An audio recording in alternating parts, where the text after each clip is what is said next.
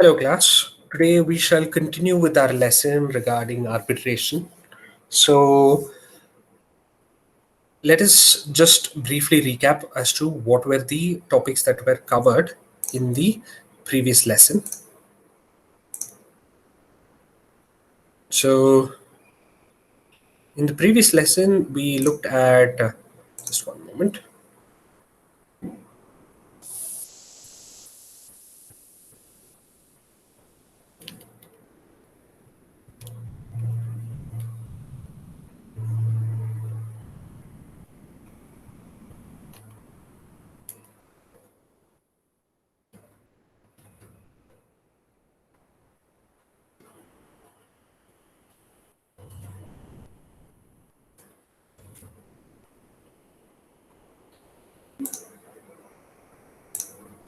So, in the previous lesson, we had a basic introduction to what arbitration and conciliation are, what the order of reference is. We talked about who the arbitrator is.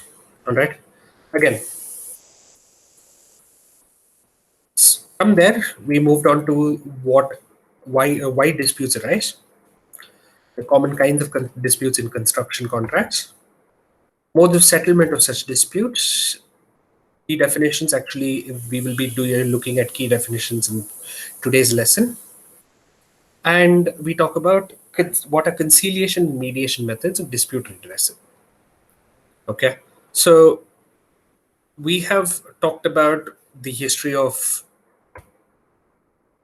dispute redressal over here, and we'll not go any further with that, but instead we shall move into today's lesson over here. Okay, just a moment. So today's lesson, we looked at the selection of arbitrators, their powers and duties, the arbitration award, and its implementation. Now, before we move on to that, we have to finish looking at those basic definitions. Okay, so as a part of this lesson, we will look at the key questions to ask. What are the definitions relevant to the process of arbitration here? What qualifies a person to be an arbitrator? What are the powers and duties of an arbitrator? And what is the procedure commonly adopted in the arbitration process? And what finally constitutes the arbitration award? So, the key terms, we talk of the arbitrator over here. He is basically a judge who is appointed to settle disputes. So, when we look at the term judge, we automatically think of someone who is very um, who has a high degree of integrity. He has great experience. He has the full confidence, the full trust of the parties to be able to come up with a impartial solution for the problem at hand. Okay, then he he should also have a lack of interest in the fortunes of the two parties. He should be able to interpret the evidence put to him and think logically, have sufficient understanding of the topics, and he should be able to put all of these together to come up with a reasonable arbitral award. The arbitration agreement is a written agreement to submit present or future differences to the arbitrator. So the main conditions which have to be satisfied are that it must relate to some disputes that may arise as a part of the uh, as a part of the contract. All right. It must indicate the parties' desires to settle it by arbitration, and it must also indicate the parties' decision to abide by the settlement of the arbitrator. So earlier we talked about these contracts that in the in your previous semester we talked about contracts, the types of clauses that are generally present as a part of your construction contracts. One of the clauses is generally an arbitration clause. So this thing allows you to ensure that the disputes that may arise as a part of the contractual agreement will be always referred to arbitration when such an incident does occur. Okay, An order of reference is the opposite of an arbitration agreement or an arbitration clause. So, what happens is that the dispute has already occurred and there isn't an arbitration agreement. So, an order of reference is drawn up. So, basically, it is an agreement between the two contesting parties. Okay, and basically it is an agreement which says that we have this dispute over here and we would like to refer it to an arbitration exercise. Okay, so this order of reference comes after the dispute. The arbitration agreement comes before the dispute. All right, so that is the key timeline that we have to keep in mind over here. So presiding arbitrator is generally appointed when there are two appointed when the two parties have their own appointed arbitrators and those two arbitrators are not able to come to a concurrence. Okay, it generally should not happen, but if in the case it does, what happens is that these two arbitrators are empowered to appoint a third person who is independent of these two parties and these two arbitrators, who will sit as a presiding arbitrator, someone who is neutral to both parties. The arbitration award is a written decision given by all the arbitrators on the issues referred to them. This will also carry directive regarding the enforcement of the award. So, when we talk of the arbitration award over here, we consider that it is a enforceable award. Okay, we talk about it in terms of compensation, monetary compensation. So the directives we talk about in terms of monetary compensation are those which are put into place to ensure that the payment of the money due is done.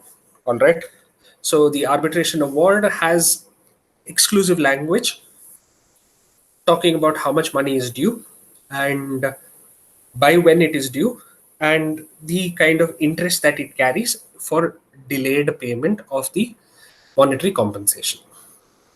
Now, what are the qualifications of an arbitrator? You should be an expert in the particular branch of the profession to which the dispute relates. Here, it is important to note that arbitration clauses are not isolated to construction contracts. It is applicable to any such contract where there is either the exchange of services or goods or technical expertise or there is some sort of advice as in the case of professions. So to give you an example over here, if let's say you are unhappy with the purchase of a product that you have unhappy with a particular product that you have purchased, you have the you are well within your rights to approach the consumer court for legal redress. So it's a grievance redressal. All right, so here the arbitrator becomes the consumer court and the method in which you are trying to resolve your dispute with the person who sold the item is the grievance redressal. All right, through grievance redressal through the consumer court. We talk about him being honest, disinterested, and independent of the parties. Now, when we say disinterested over here, it does not mean that he does not have any interest in the activity itself. He, on the contrary, he's very interested in how the things proceed. But when we say disinterested, we're talking about a lack of concern about how the parties are going to be influenced over here. Okay, so to give you a more clearer definition, he's disinterested in the fortunes of the two parties. He does not care if one party is winning over the other party. His idea is to examine the evidence which has been provided and come to a just agreement or a settlement between these two parties. Okay, so in that sense, he has to be honest, disinterested, and independent. He should not bear ill will or be biased against either of the parties. So here it is important to note that A person who is coming up for the purpose of arbitration should not be, again, it should not bear ill will or be biased against either of them, because again it negates the purpose of being disinterested. All right. The arbitrator cannot be a witness in the same dispute. So, an arbitrator cannot be a person who knows at least a certain amount of information about how the uh, dispute has come about. So basically, it cannot be a site supervisor who is aware that there was some mistake that occurred during the process of construction. So he cannot be an arbitrator over here. All right. In this case, if we are using a contract form which is generally put forth by the Indian Institute of Architects, the arbitrator who is appointed should be a fellow of the Indian Institute of Architects. Okay. Now we start thinking about the powers and duties of an arbitrator. So here, powers and duties, when you look at it in terms of what has been provided in the book, it's a little confusing. So what I have done here is that I've divided it into what are the duties of the arbitrator, and then subsequently what are the powers of the arbitrator. Because it is important, firstly, that someone who is being considered for arbitration fulfills the basic duties of accepting the appointment, so on and so forth. Okay. Then, based on the powers granted to him as in his position as an arbitrator, he can enact a few things. All right, we will talk about it right now. When we talk of duties, he has to accept the appointment in writing.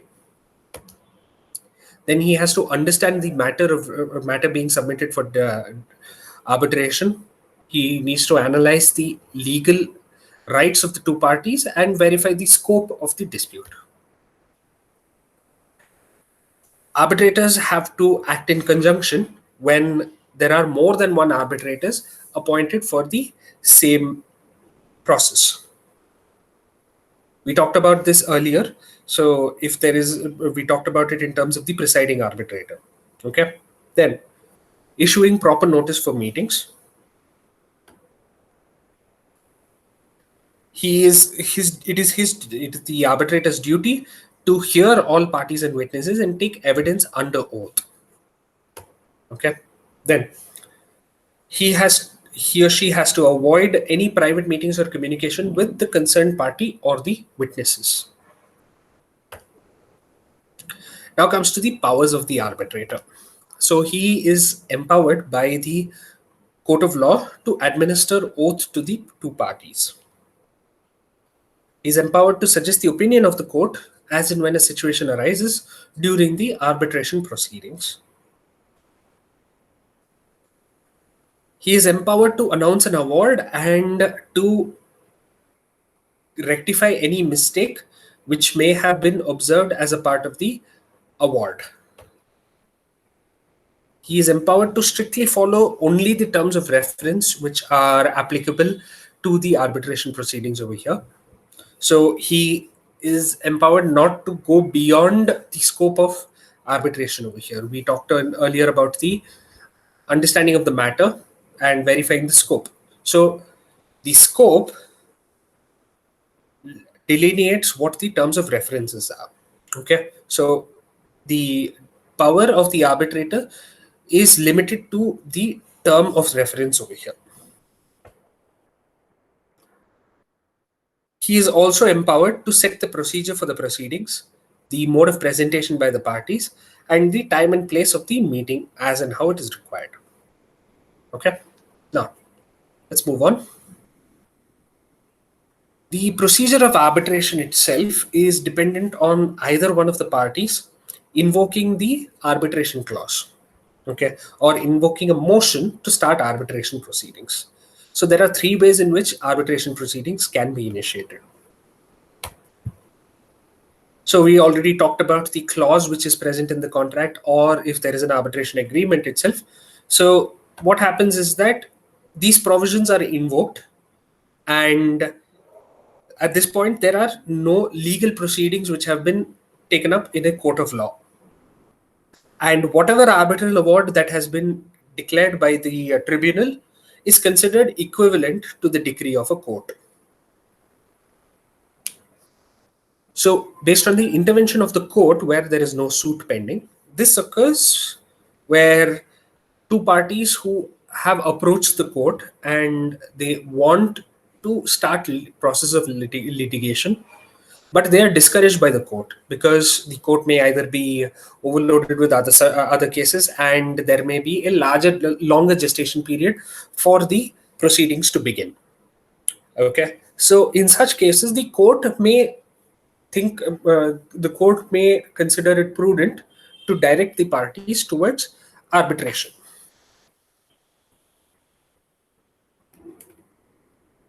Okay, so the court directs the appointment of the arbitral tribunal as well. In the case of arbitration involving ongoing suits, so let's say there is a case that is going on in the court. The parties who are involved in the litigation, they can decide, because they may feel that the decisions of the court may not be in favor to either of them. Before the judgment is pronounced by the court, they may seek the judicial authority to refuse to continue judgment and refer the dispute to arbitration. Okay, so these are the three ways in which the arbitration proceeding can be initiated. Now, what happens during arbitration? It is generally conducted with the provisions contained in the Arbitration and Conciliation Act 96. Steps are described as below. So basically what I've done here is that I have given a heading or a definition to what the terminology is and what it basically encompasses. So both the parties are treated with equality and will be given full opportunity to present their respective cases here. There is a freedom of process, place, and language. So the parties are free to agree upon the procedure to be followed, the place of the arbitration, and the language in which the proceedings shall be conducted, documented, and filed.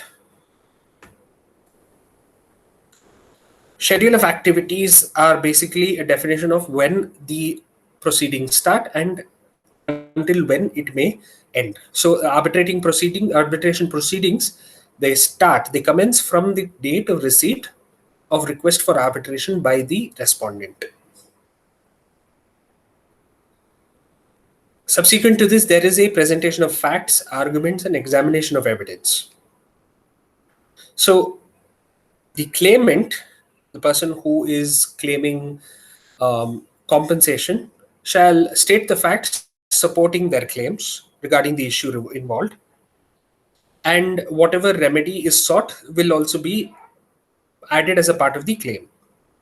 To this, the respondent shall give a defense and present their own evidence for the same. Once this is done, the arbitral tribunal shall examine the evidence that is provided, the statements that have been given by both the parties. Once this is done, we move on to the next part over here. It is also within the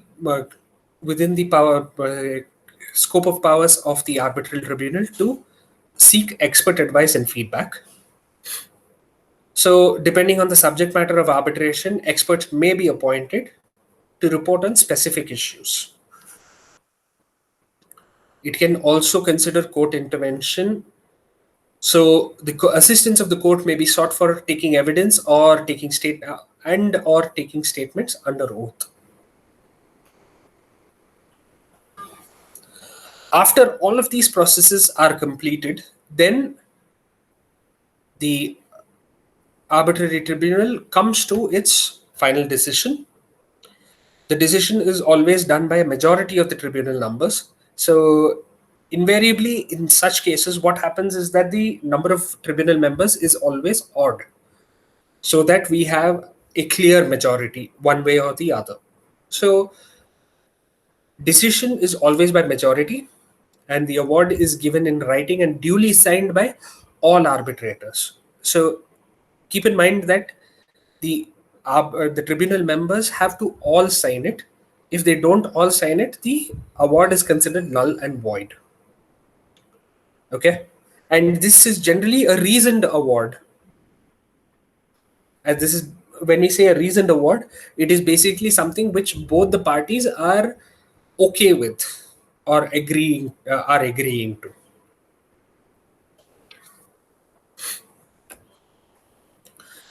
So here we talk about the legality of the award. So it is final and binding, and it is enforced on par with decrees of the civil court. So any judgment which is passed as a part of the civil or the municipal court, it is considered on par with it.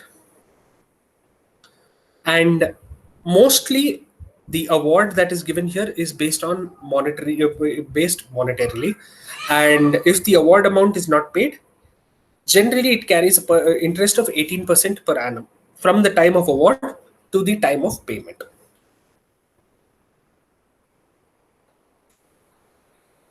So we talk about the characteristics of the arbitral award over here.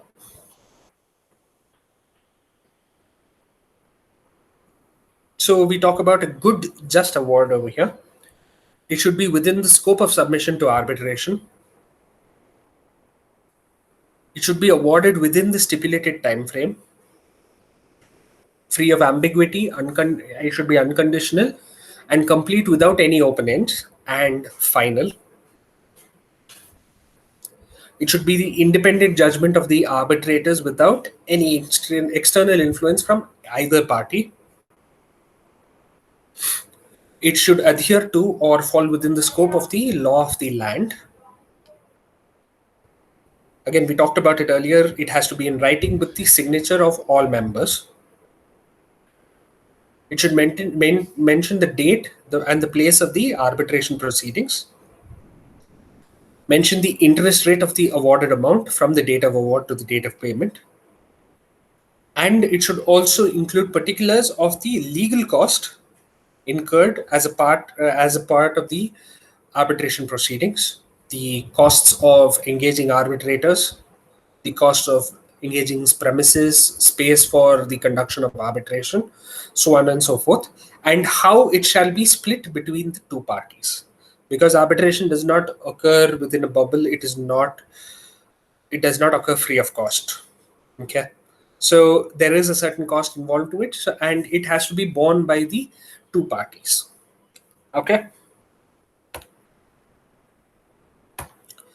so that's it for module 1. So there are a certain few number of assignments which Dominic sir has already posted to the groups. There will be another assignment attached to the second lesson over here. You guys will complete it, and then after that you shall look at the assignment which has been provided for the next modules. Okay,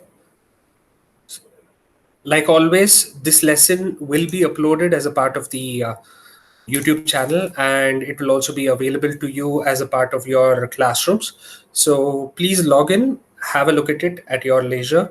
The PowerPoint slideshow will also be uploaded as a part of the classroom, so you can look at the video and you can go through the PowerPoint slideshow in tandem to understand the lesson. If there are any doubts, you can add them as comments to the video to the upload in the Google Classroom.